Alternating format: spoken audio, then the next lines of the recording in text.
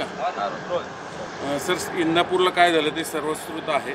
काय पार्श्वभूमी होती? आरोपी पकडले, काय स्टेटस आहे? ज्याला मारलं त्याचं काय पार्श्वभूमी? ज्यांनी मारलं त्यांचं काय?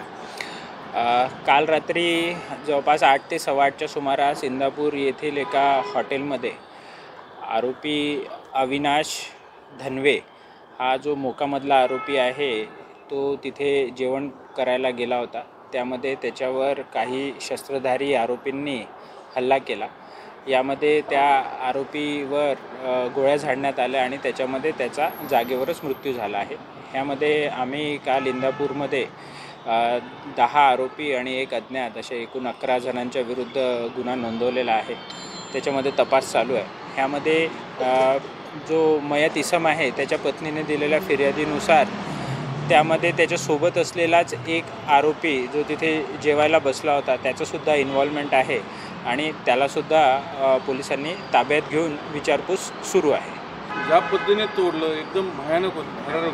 म्हणजे याचा अर्थ पोलिसांकडून राहिलं का नाही? किती पद्धती? जी काही घटना घडलेली आहे ती अतिशय घृणास्पद अशी घटना आहे. परंतु त्या अनुषंगाने आम्ही तपास करत आहोत आणि ह्या सगळ्या आरोपींवर योग्य ती कठोर अशी कायदेशीर कारवाई करण्यात येईल.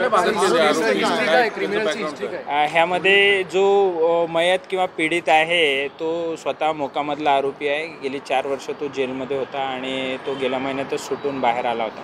आणि ज्यांनी त्याच्यावर हल्ला केला आहे ते सुद्धा विविध गुन्ह्यांमध्ये आरोपी अटक झालेले आहेत आणि त्यांचं पण क्रिमिनल बॅकग्राऊंड आहे. तर असं आहे. अवैध धंद्याशी निगडीत आहे ह्याच्याबद्दलचा आम्ही तपास करतो आहे. पहिले तर आम्हाला ह्या गुन्हा डिटेक्ट तर केलेला आहे, आरोपी निष्पन्न केला आहे, त्यांना अटक करणे ही आमची सगळ्यात पहिली प्रायोरिटी आहे. वाळू माफिया, लँड माफिया, तसं काय? ह्या सगळ्या गोष्टींबाबत आम्ही तपास करतो आहे.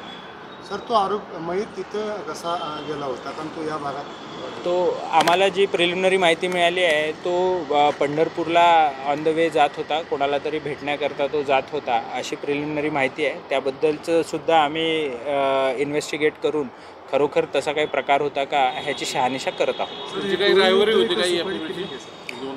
ह्याबद्दल आत्ता भाष्य करणं बरोबर होणार नाही कारण अजून 24 ताससुद्धा झालेले नाही. आम्ही तपास करतो आहे आणि निश्चितपणे जे काही यातनं बाहेर येईल, जो काही तपास होईल तो आपल्या सगळ्यांसोबत शेअर करण्यात येईल.